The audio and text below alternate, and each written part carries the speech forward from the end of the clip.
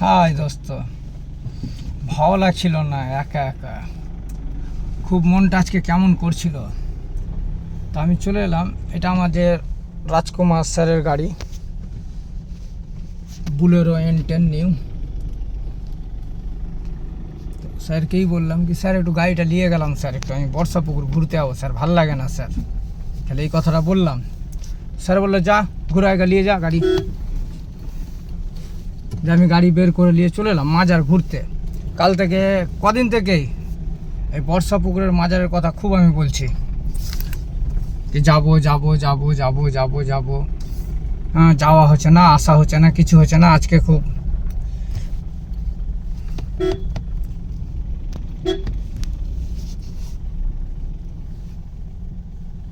এই যে আমাদের চাচা বসে আছে, এটা আমাদের এই চাচা, ইনি দেখাশোনা করে, ইনি সব কিছু দেখভাল করে এই মাজার। এটা খুব সুন্দর মাজার, একবারে নম্বর 1 মাজার। এই মাজারের জন্য আরো বিশেষ করে আসা। চাচা খুব ভালো লোক, খুব সুন্দর জায়গা, একবারে কি বলবো, দারুণ জায়গা।